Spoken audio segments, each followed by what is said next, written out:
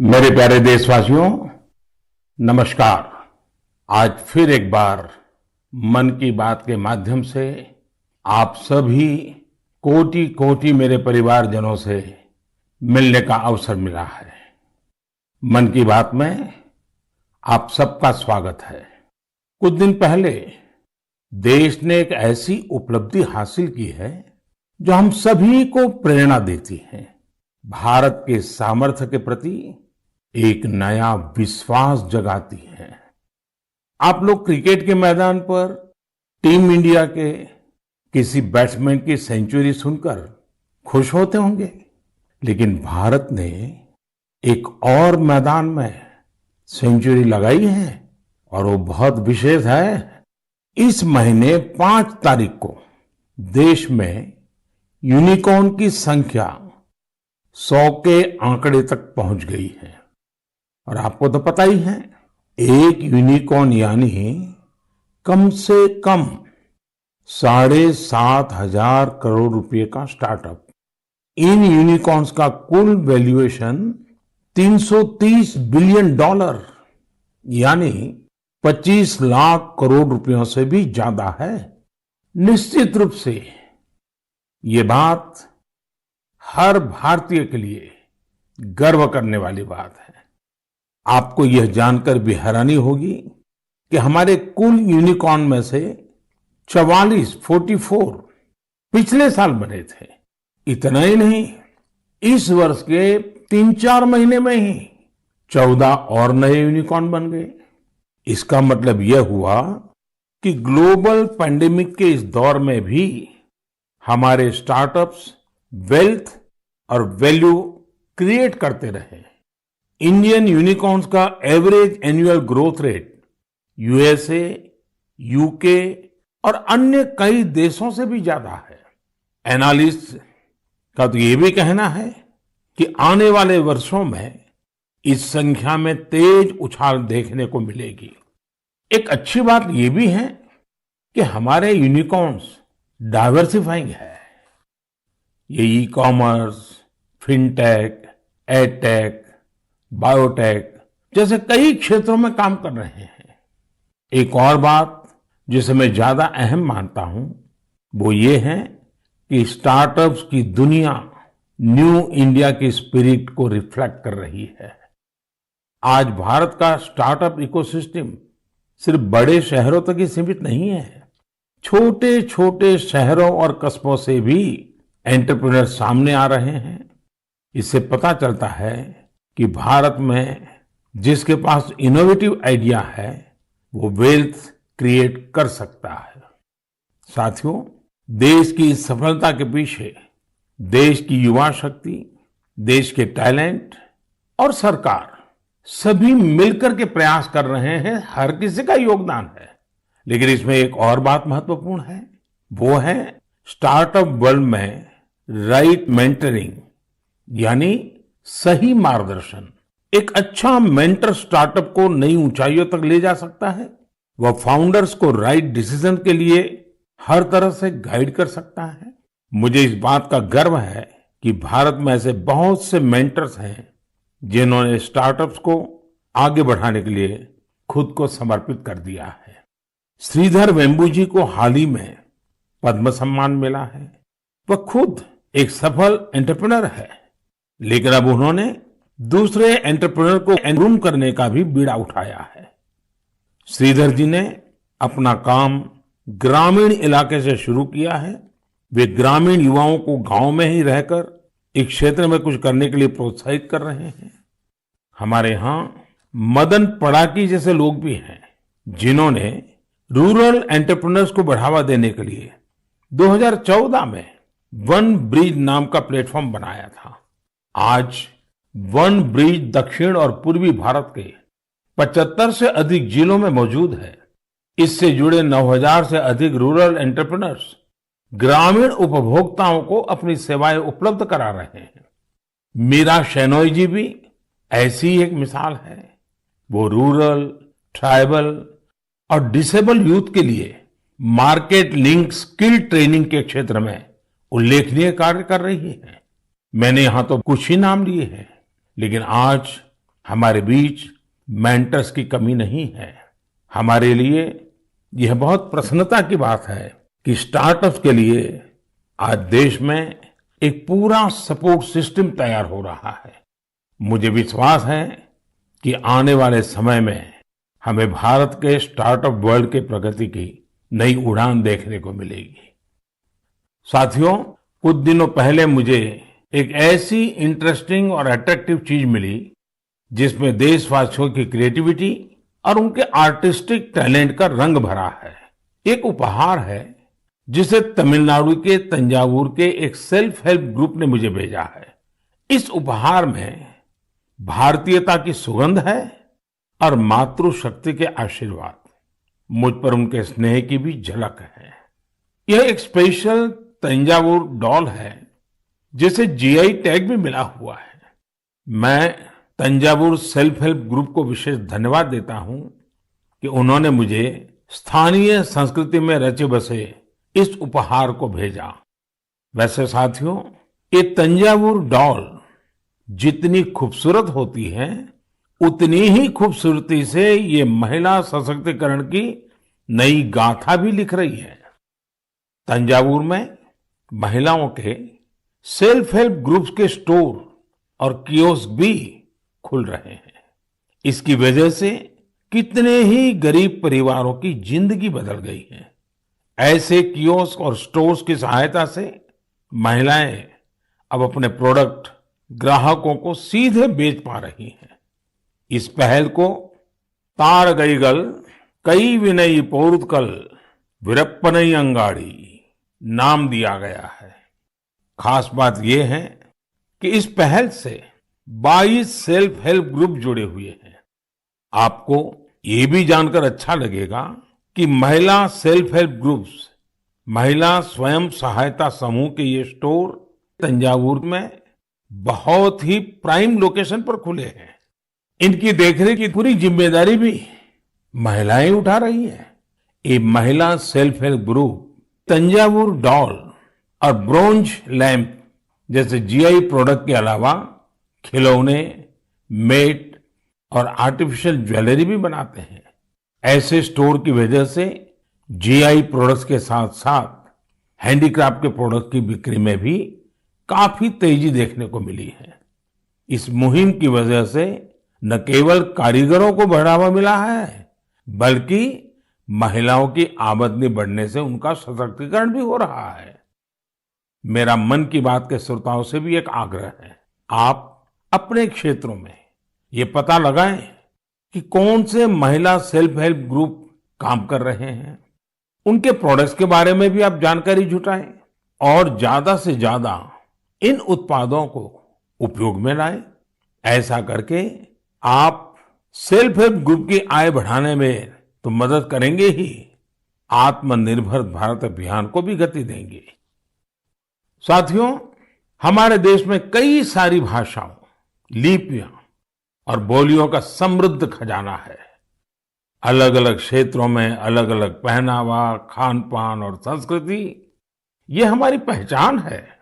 ये डाइवर्सिटी, ये विविधता एक राष्ट्र के रूप में हमें अधिक सशक्त करती है और एकजुट रखती है।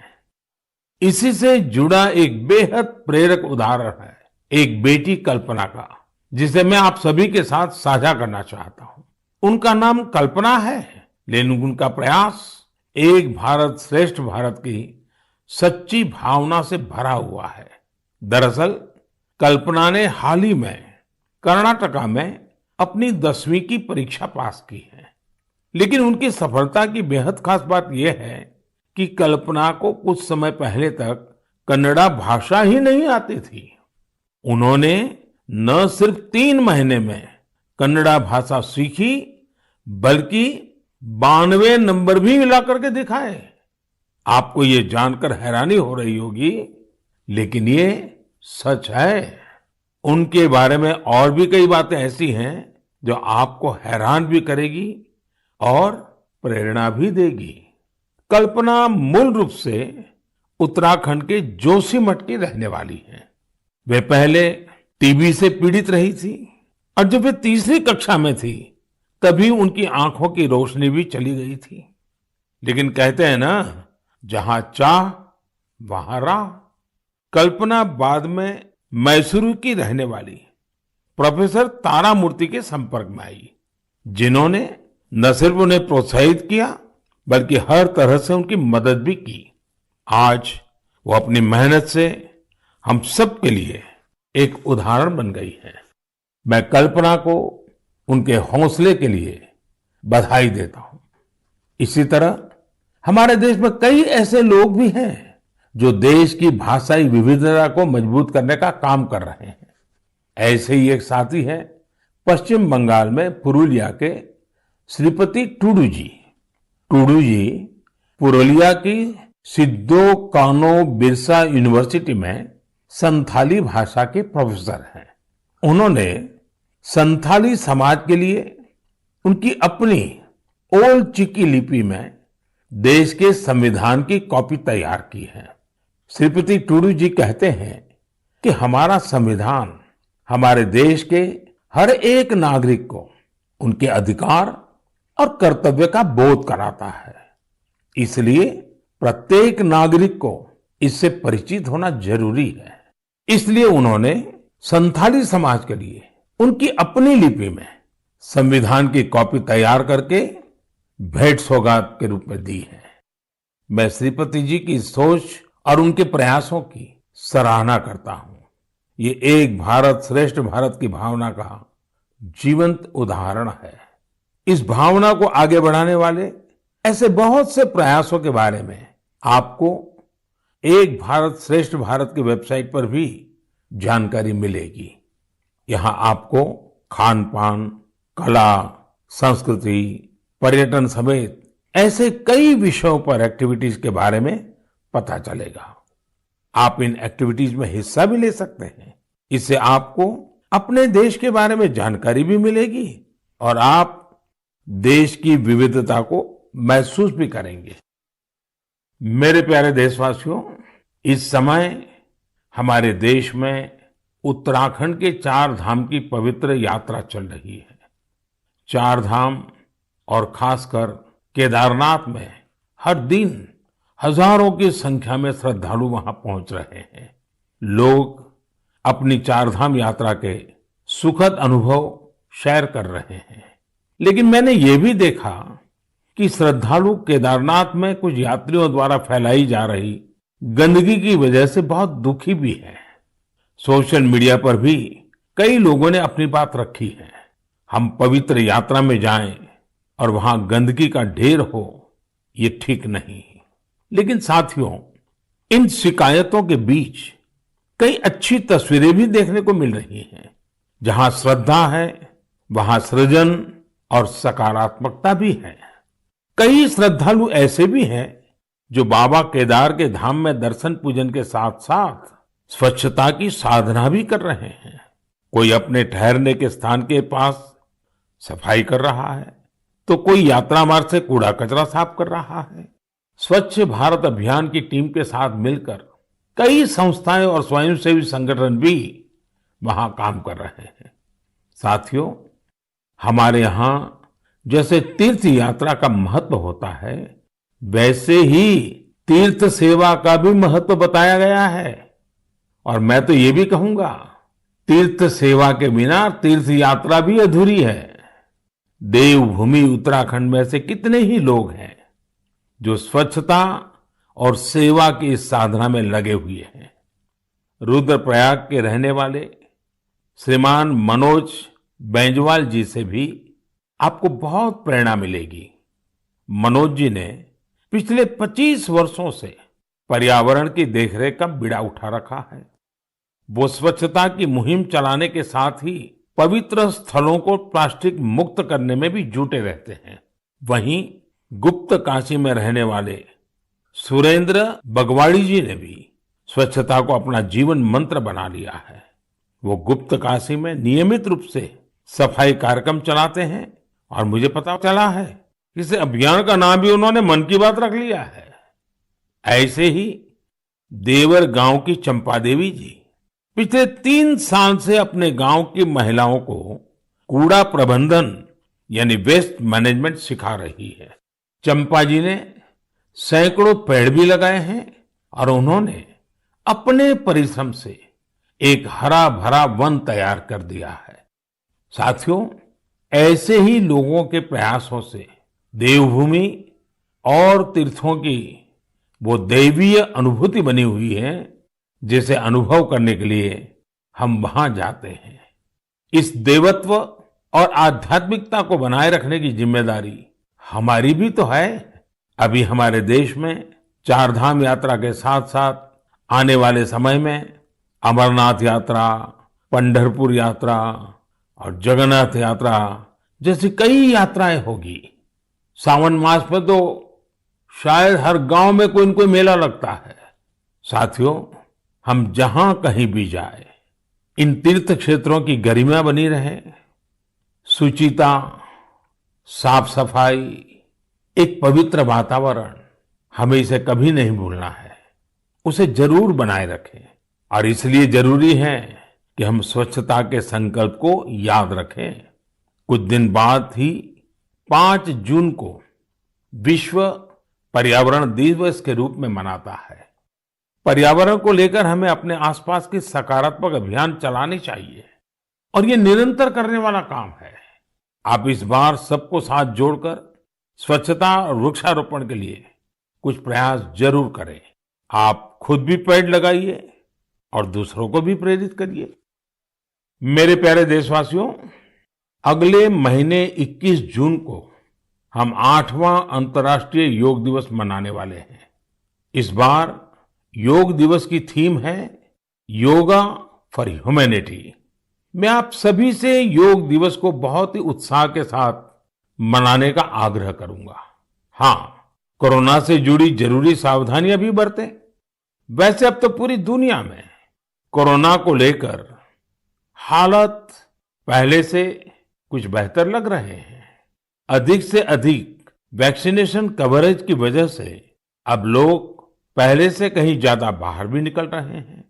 इसलिए पूरी दुनिया में योग दिवस को लेकर काफी तैयारियां भी देखने को मिल रही हैं।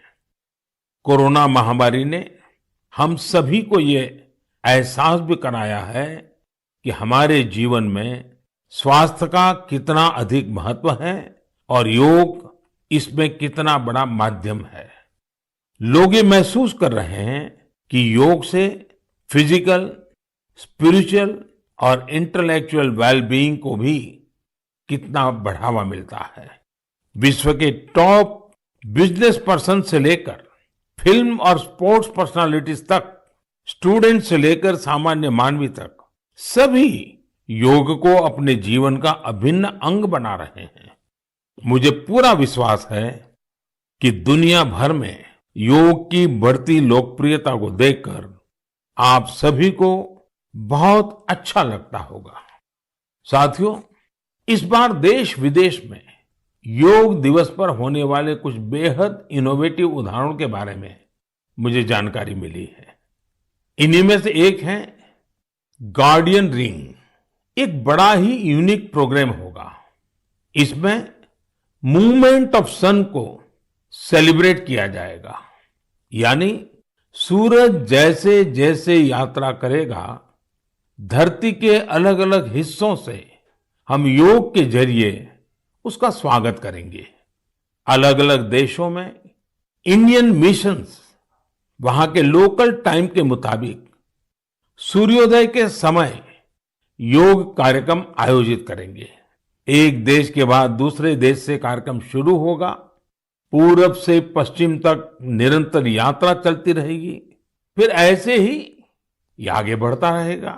इन कार्यक्रमों की स्ट्रीमिंग भी इसी तरह एक के बाद एक जुड़ती जाएगी।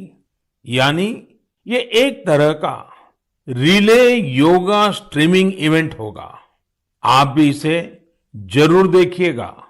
साथियों, हमारे देश में इस बार अमृत महोत्सव को ध्यान में रखते हुए देश के 75 प्रमुख स्थानों पर भी अंतर्राष्ट्रीय योग दिवस का आयोजन होगा।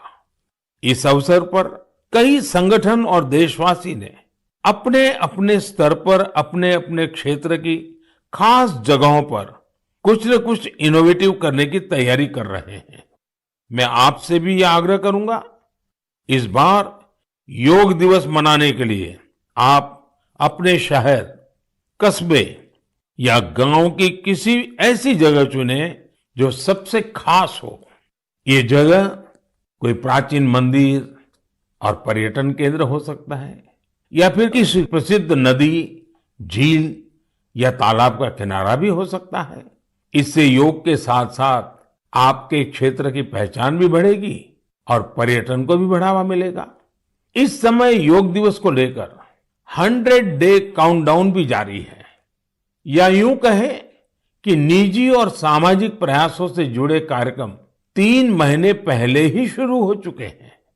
जैसा कि दिल्ली में 100वें दिन और 75वें दिन के काउंटडाउन प्रोग्राम हुए हैं, वहीं असम के शिवसागर में 50वें और हैदराबाद में 25वें काउंटडाउन इवेंट आयोजित किए गए। मैं चाहूंगा कि आप भी अपने यहां अभी से योग दिवस की तैयारियां शुरू कर दीजिए। ज्यादा से ज्यादा लोगों से मिलिए। हर किसी को योग दिवस के कार्यक्रम में जुड़ने के लिए आग्रह कीजिए, प्रेरित कीजिए। मुझे पूरा भरोसा है कि आप सभी योग दिवस में बढ़ चढ़कर हिस्सा लेंगे, साथ ही योग को अपने दैनिक जीवन में भी अपनाएंगे। साथियों, कुछ दिन पहले मैं जापान गया था। अपने कई कार्यक्रमों के बीच मुझे कुछ शानदार शख्सियतों से मिलने का मौका मिला। मैं मन की बात में आपसे उनके बारे में चर्चा करना चाहता हूं। वे लोग हैं तो जापान के, लेकिन भारत के प्रति इनमें गजब का लगाव और प्रेम है। इनमें से एक है हिरोशी कोइके जी, जो एक जाने माने आर्ट डायरेक्टर है। आपको ये जानकर बहुत ही खुशी होगी कि इन्होंने महाभारत प्रोजेक्ट को डायरेक्ट किया है। इस प्रोजेक्ट की शुरुआत कंबोडिया में हुई थी और पिछले 9 सालों से ये निरंतर जारी है। हिरोशी कोइके जी हर काम बहुत ही अलग तरीके से करते हैं। वे हर साल एशिया के किसी देश की यात्रा करते हैं और वहां लोकल आर्टिस्ट और म्यूजिशियंस के साथ महाभारत के कुछ हिस्सों को प्रोड्यूस करते हैं। इस प्रोजेक्ट के माध्यम से उन्होंने इंडिया, कंबोडिया और इंडोनेशिया सहित 9 देशों में प्रोडक्शन किए हैं और स्टेज परफॉर्मेंस भी दी है। हिरोशी कोइके जी उन कलाकारों को एक साथ लाते हैं जिनका क्लासिकल और ट्रेडिशनल एशियन परफॉर्मिंग आर्ट्स में डाइवर्स बैकग्राउंड रहा है। इस वजह से उनके काम में विविध रंग देखने को मिलते हैं। इंडोनेशिया, थाईलैंड, मलेशिया और जापान के परफॉर्मर्स जावा नृत्य, बाली नृत्य, थाई नृत्य के जरिए इसे और आकर्षक बना देते हैं। खास बात यह है कि इसमें प्रत्येक परफॉर्मर अपनी ही मातृभाषा में बोलता है और कोरियोग्राफी बहुत ही खूबसूरती से इस विविधता को प्रदर्शित करती है। और म्यूजिक की डाइवर्सिटी इस प्रोडक्शन को और जीवंत बना देती है। उनका उद्देश्य इस बात को सामने लाना है कि हमारे समाज में डाइवर्सिटी और कोएग्जिस्टेंस का क्या महत्व है और शांति का रूप वास्तव में कैसा होना चाहिए। इनके अलावा मैं जापान में जिन अन्य 2 लोगों से मिला, वे हैं आत्सुशी मात्सुओ जी और केंजी योशी जी। ये दोनों ही टेम प्रोडक्शन कंपनी से जुड़े हैं।